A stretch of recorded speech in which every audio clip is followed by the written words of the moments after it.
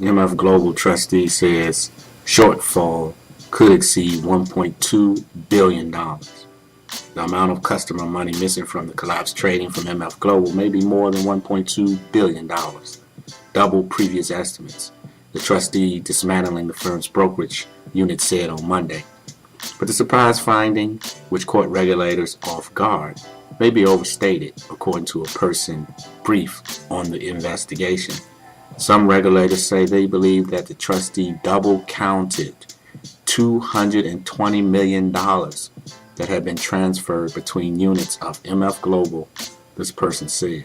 Still, the much higher number highlights the disarray of MF Global's records and raises significantly the hurdle for tens of thousands of customers seeking to get their money back. The trustee's estimate represents a significant portion of customer funds held by MF Global. Regulators suspect that as investors and customers fled MF Global in the last week of October, the firm used some of the customer money for its own needs, violating Wall Street rules that customers' money be kept separate from the firm's funds. Much of that money may never return. Did you hear that? Much of that money may never be returned. Is this sounding like yet another Ponzi scheme or what? As the economy worsens, revelations to just how flawed and scandalous our financial systems are will be revealed even more as people go to their financial institutions to retrieve what money they have left after the collapse, and the institution has frozen their account, probably because the money simply isn't there. This will be too much to bear for many who love and worship their money. Luke 12:33, sell that ye have and give alms. Provide yourselves bags which wax not old, a treasure in the heavens that faileth not, where no thief approacheth, neither moth corrupteth. Matthew 6:21, for where your treasure is, there will your heart be also. Believers and followers of Christ will be the least affected by these troubling times because living in accordance to the Holy Scripture and Spirit has conditioned us to seek God first and not be of this world, though we are in this world.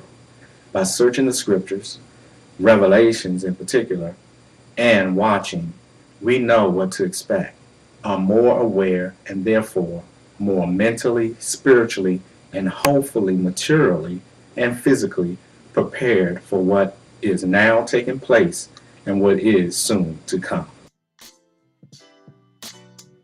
Now the challenge has grown for investigators trying to determine exactly what happened in those last frantic days. Just days ago, investigators believed that they were closing in on what they thought was about $600 million in missing customer funds, according to people briefed on the matter.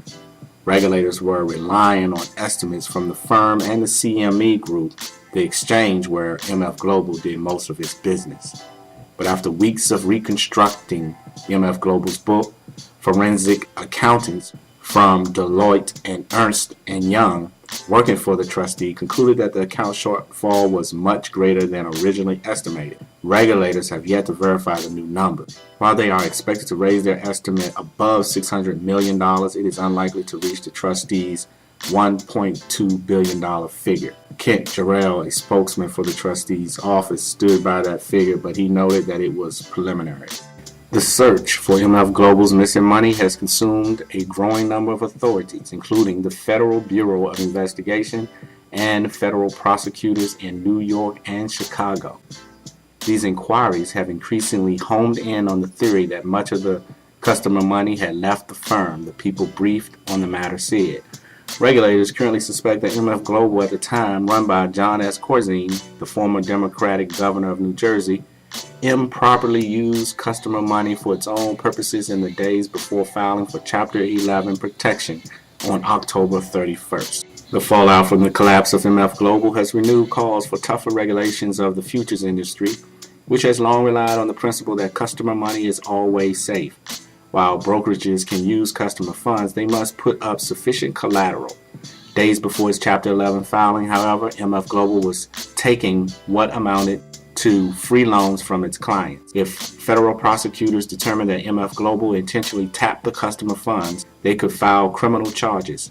But in a speech on Monday, David Meister, the CFTC's enforcement chief, said that this agency need not show intent. You should know the Commission takes the laws of segregated funds very seriously, Mr. Meister said.